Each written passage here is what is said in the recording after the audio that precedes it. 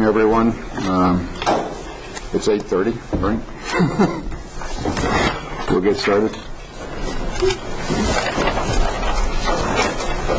Go ahead, Bob. Good morning again, everyone. Welcome to, this is the fifth meeting of the Municipal Financial Recovery Committee, and obviously it's my first meeting in the role of my new role as receiver, since being confirmed by the Commonwealth Court on May 24th. And that hearing and confirmation occurred since your last meeting. I was here as an observer. In preparation for this, I pulled out Act 47 and wanted to research a little bit on the role of this committee. And the role of the Municipal Financial Recovery Advisory Committee is outlined in Section 711 of Act 47. The charge of the committee is to meet at least twice a month to discuss the recovery plan and give recommendations to the receiver on the implementation of the plan. I think it's worth noting that the receiver is not a formal member of the committee.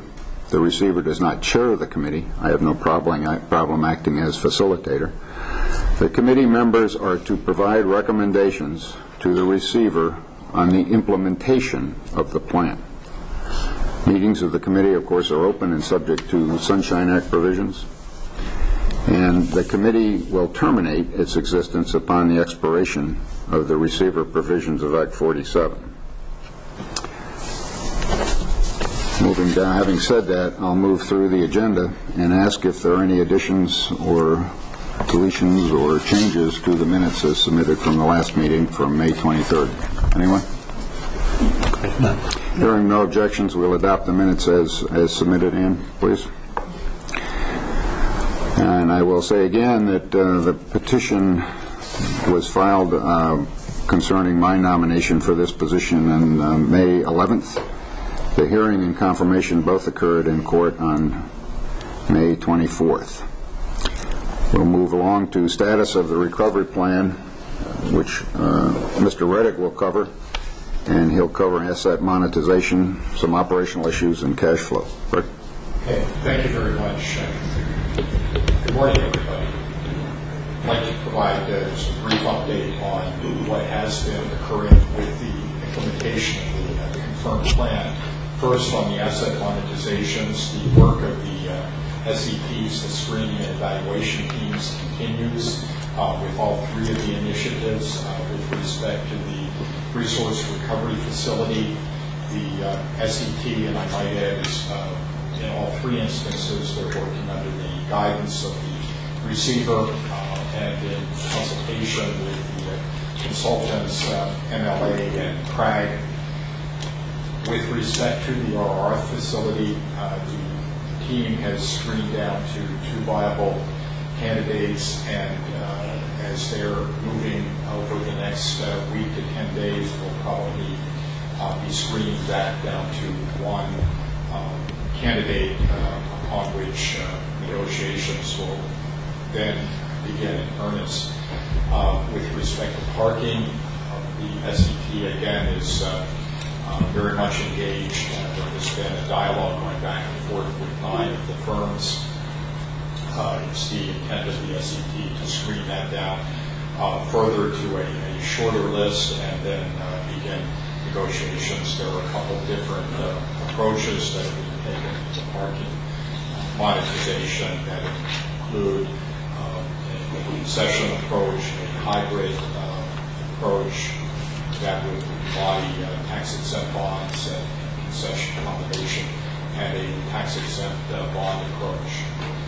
With respect to water and sewer, that one is a little bit slower. The focus has been more on RF and parking, but again, there is a dialogue going back and forth with 4 firms that have been screened and have been deemed to be qualified.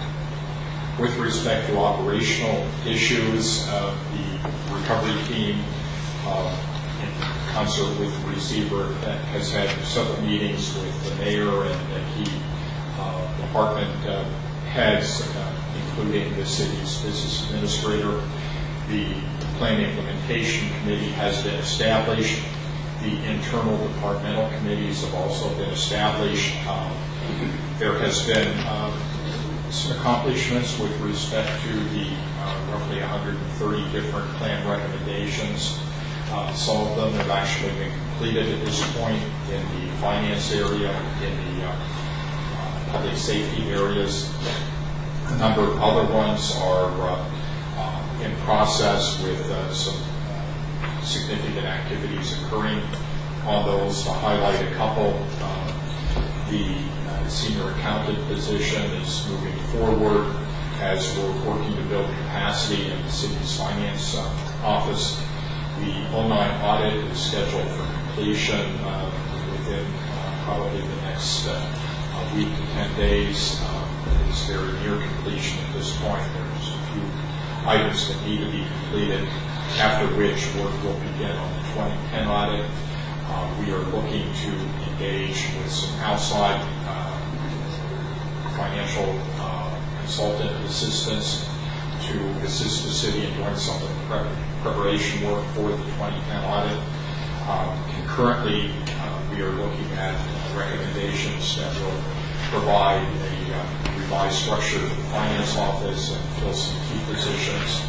And as we move through the summer and those positions ultimately are filled, the consultant will work with those positions to build the internal capacity that we need moving forward. With respect to contract negotiations, the new receiver has had the opportunity now to meet with the bargaining units. I believe the FOP and asked me at this point. I don't believe the fire meeting has happened yet, but that is pending. It was scheduled, and the lead attorney for the fire union had to postpone due to his schedule, but we're looking to reschedule that meeting. So those negotiations are continuing. There remain several items before council that need to be acted upon, especially as they impact on revenue generation. I would highlight cash flow updates, and I did provide the committee with a copy of the latest cash flow projections through the end of May. The figures that you have before you are revised based on the updated numbers that we've been able now to obtain from the city through the end of May. The updated cash flow projection would show an aggregate deficit of $12,691,042, assuming that all bills would be paid, including the debt service payment that was not made back in March, and also assuming the debt service general obligation payment that is due in September is paid, and as well as all other payables. If we look at it from a cash deficit approach, we would see a cash deficit of about $3.8 million, which posits that the March debt service payment remains unpaid, as well as approximately $4 million in payables would remain unpaid as of the end of the year. That is simply from a cash standpoint. Finally, I would highlight the fact that Senate Bill 1321, which I had mentioned in the last meeting, which is the bill that would correct the results of the decision emanating out of the Scranton Supreme Court decision last fall, did pass the Senate last week. The language that is in that bill would provide a methodology to address collective bargaining prospectively, and that methodology would be employed to establish cost containment provisions for collective bargaining and arbitration activities that occur subsequent to a plan adoption and subsequent to the passage of this bill. The bill has moved into the House and is now in the House Urban Affairs Committee and is scheduled for a vote in the committee this week. We're cautiously optimistic that the bill will pass in the House and be enacted before the summer recess. That has implications not only for Harrisburg but for other Act 47 communities across the state. That is my report. Thank you, Fred. And now we'd like a report from the City Business Administrator, Mr. Mendez Saldivia.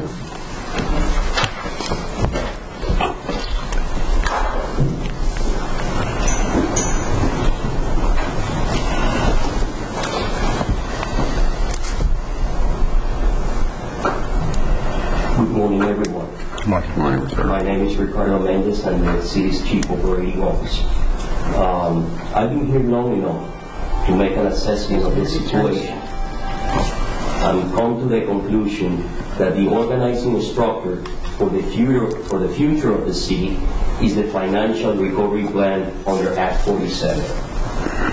Therefore, our number one priority is the implementation of the court-approved Receivers Recovery Plan initiatives. From a management standpoint, we have developed a performance management system in order to accomplish the plan implementation goals, including organized and empowered implementation teams from different departments, developed management tools to organize information, identifying tasks, establishing deadlines, responsible parties, documenting activities, and our progress. I concur with the receiver's assessment that time is of the essence, and the city cannot afford to have the progress stalled or sidetracked. We must remain working on priorities. Those priorities are the implementation of the revenue-generating initiatives under the plan. In addition, as Mr. Red mentioned, we have undergone a series of improvements internally. One of them is the reorganization and the development of a strategic management plan for the finance bureau, where we have identified all the different deliverables or projects that are coming out of that year, where we have identified the staffing needs, the resources that we need, timelines, where we're developing an implementation schedule for each and every one of those initiatives, where we are identifying how are we assigning those projects, where we are assessing the skill levels of the people that we already have, and where we are ultimately identifying the inequities in terms of what resources, for instance, what professional team must be in place in order to deliver and comply with each and every one of those deliverables or projects.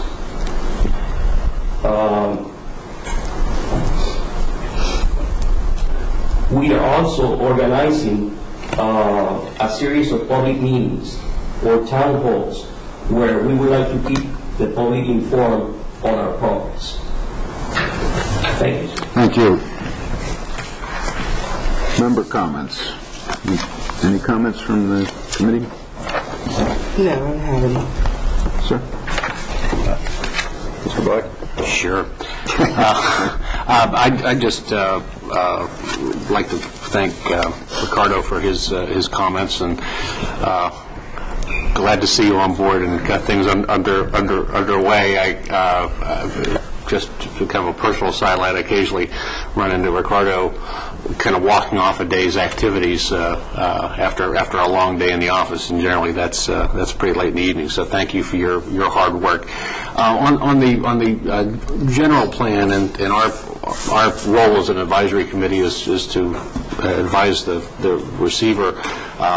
Just for what it's worth, from my perspective, would advise the receiver to continue forward with deliberate progress.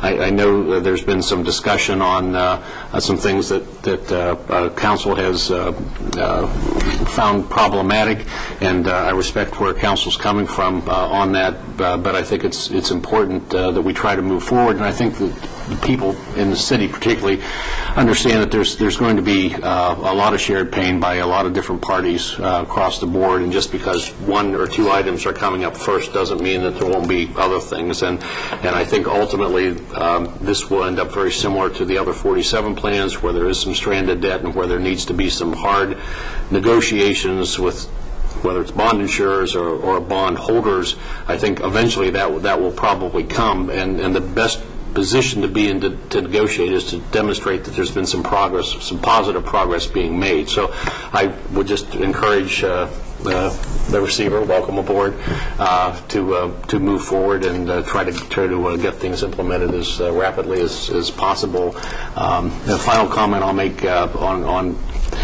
probably on a monthly basis, but I do get calls from various financial institutions about what's going on and what kind of progress is being made, and municipal finance across the country is drawing a lot of attention because of structural deficits in a lot of municipalities, and Harrisburg's right at the top of the list. And I think it's important if we can show some positive movement. That's certainly going to help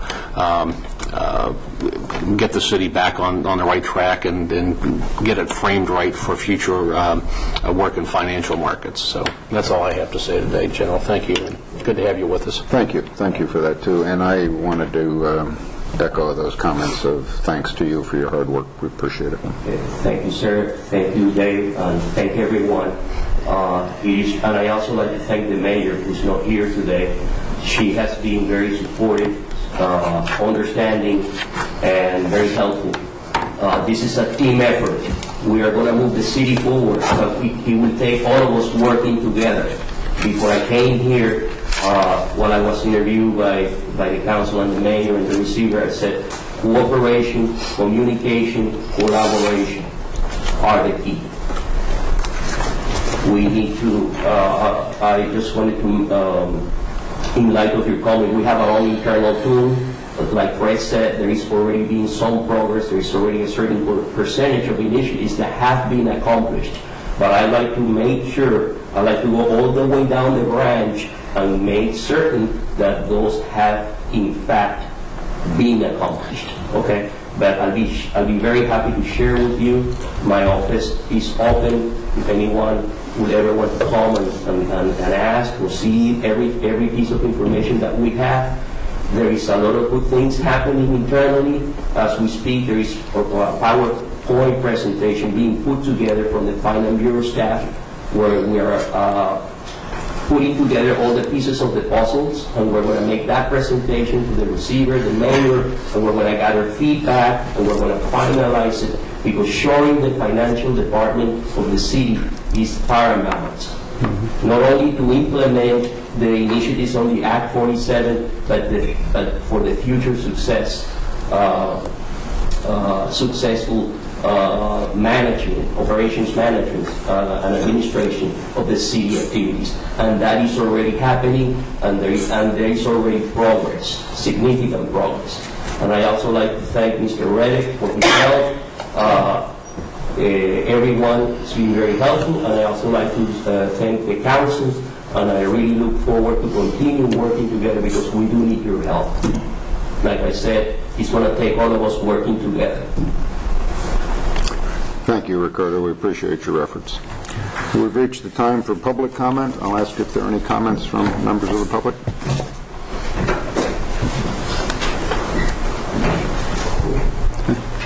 My name's Nevin Mindlin. I live at 2550 North 3rd Street. First off, I think for the record, there is no confirmed plan. There's a preliminarily approved plan, and the court fully expects that something's coming back before there's anything that proceeds in any detail. I think that it's really important that we start speaking the truth about what we're doing and how we go about it. The other is, it's not a question of shared pain. It's a question of shared responsibility. And I think that more than anything else, if you were going to make recommendations as a body, what you ought to be recommending is that something be done about the forensic audit and some kind of criminal prosecution investigation that ought to proceed with that. There's been a fraud perpetrated on Harrisburg, and I think it's about time that we start to act like that was the case. And last, and certainly not least, we keep talking about taxation. To me, it is simply unconscionable that American citizens should be standing or sitting here and not standing up and recommending to what effectively is a King George action to impose a tea tax on us. There is no taxation without representation. That's the very basis of what American democracy is all about. And if you can set this aside so easily, what are the other principles you're willing to set aside? And the fact of the matter is, it isn't just the ends that count, it's the means as well. And so I would hope that before this day is done, or sometime soon, you'd actually recommend to King George and our colonial governor upstairs that there is going to be no tax, there oughtn't be a tax, and you shouldn't try it because it is simply very anti the very principles of American democracy. And I thank you very much. Thank you.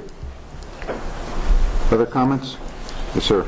Good morning. I'm Bill Cluck, 587 Shower Street. I'm here as a taxpayer and resident and homeowner, not in my capacity as a member of the board of the Harrisburg Authority, but I can tell you the Harrisburg Authority has enjoyed working with the receiver and especially the professionals from McKenna Long and Prague. But notwithstanding that, yay. I can't wait to read the 2009 audit. I'm reserving vacation time for the end of the month. First question is the cash flow report from Mr. Reddick talked about a $3.8 million cash deficit. How does that compare to the last report? Is that an increase in the projected deficit or a decrease since the last advisory committee meeting? Because that wasn't clear to me. Section 711 of Act 47 establishes this committee. And frankly, I'm disappointed that the mayor is not here. And if the mayor cannot make a meeting, I would hope that she would send a designee. But since staff is here, they'll hear this also. This committee is to meet and consult with the receiver, and the sole function is to provide recommendations and feedback to the receiver on implementation. I'm wondering, have there been any recommendations from the advisory committee? I know this is a new receiver and he's only been here a short time, but do you intend to have a process to develop recommendations to the receiver on implementing the plan? Section 711E imposes a duty on the receiver to consult with this committee prior to taking certain actions under 706. Under Section 706, the receiver is empowered to direct the city to take any action to implement the plan. Has the receiver complied with his duty to consult with this committee prior to the direction the city council to raise taxes? The receiver also has the power under 706A6 to approve contracts and agreements. Given the stalemate on artifacts, and I didn't hear an update on the litigation between the controller and the mayor, if that continues, can the receiver go ahead and execute the contract with Guernsey and sell the artifacts? I will also say there's an issue about ownership, but if the receiver enters into the contract, I believe the authority wouldn't have a problem if the artifacts owned by the authority were included in that contract, but I am only speaking for myself. 706A4 requires a quarterly report from the receiver to the governing body. Now, I understand there was a status report filed with the court. Is that being considered the quarterly report, or is there in fact going to be a formal quarterly report submitted to City Council and the Chief Executive? The list of initiatives. Thank you, Mr. Reddick, for a copy of this. 2 meetings ago, in the last meeting, I was told this will be on the websites of the city, of the receiver. I'm told this morning it's going to be on the website. So it still isn't on the website. The public still hasn't seen a list of initiatives in chart form where they've been prioritized.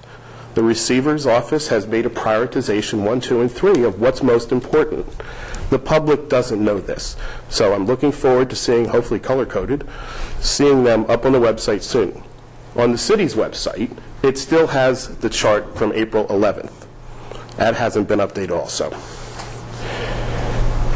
Almost done. Lastly, if the advisory committee has not made any recommendations to the receiver, I make the following recommendations. I believe the committee should advise and recommend to the receiver that the receiver take a more active role with the legislature, that the receiver recognize there are limited financial revenues available to the city of Harrisburg, that we are a city in distress, and that we need to, for example, oppose Senate Bill 405.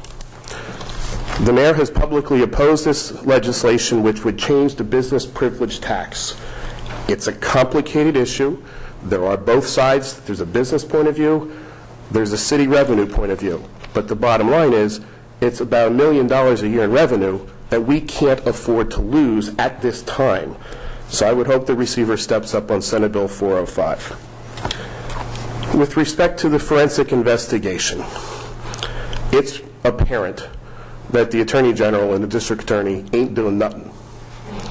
Therefore, I think there's a need for legislation to reimpose the special prosecutor.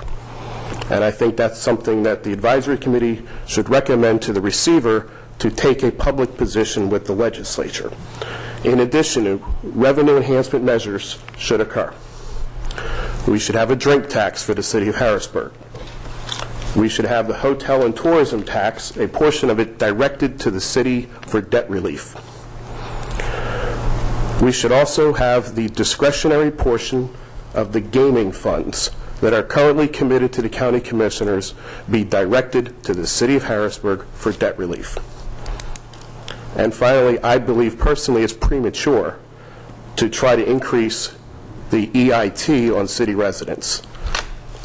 The recovery plan itself says only as necessary to address budgetary needs. Has anyone made the case that this is necessary? Is it necessary when we don't have a fee study concluded? And in fact, that's my last point. The minutes of the April or May 16 meeting said it should be available in June. Well, it's now June. Where's the fee study? What fees are we going to increase? What business license fees? What other taxes are we looking at? Parking meters? What other revenues? Instead, we come out of the box on income tax. Now, maybe eventually that's fair if everyone else is paying their fair share, but I don't believe that's the first thing out of the box. So from a political standpoint, I don't think that was a good first step. That's it. I've monopolized enough time. Thank you for your attention. I look forward to future meetings. Thank you, sir. Comments? Anyone else? Good morning. Mark Kurowski. I'm the chairman of the board of the Harrisburg Authority. First, welcome to General Lynch, and thank you for taking on the challenge that's in front of you. Also to the rest of the advisory board for committing what I know is a lot of time and volunteer effort on your part. Thank you. Only two comments today is, again, the Harrisburg Authority continues to work diligently. Both our staff, our consultants, we're working very closely with the receiver team as well. In analyzing, addressing, and whatever parts we need to relative to the initiatives contained in the plan, and we'll continue to do so. One item that came up today that I do want to lift up was relative to the audits that Mr. Reddick had mentioned. It is critical for the authority in many ways, but particularly with respect to our ability to secure financing for some projects that we must undertake, that those audits are completed as quickly as possible. I know we all know it, but I lift it up again. I'm happy to hear that 09 is almost complete. It'd be great to see 2010 and at some point 2011 done as well. And to the extent that we can be of any help, please let us know, and we certainly will do whatever's possible to accelerate those. But thank you for your attention to those and the other issues, and look forward to working together as well. Thank you. Certainly. Anyone else? Anybody from the committee, a final word? We'll declare the meeting adjourned then. Thank you.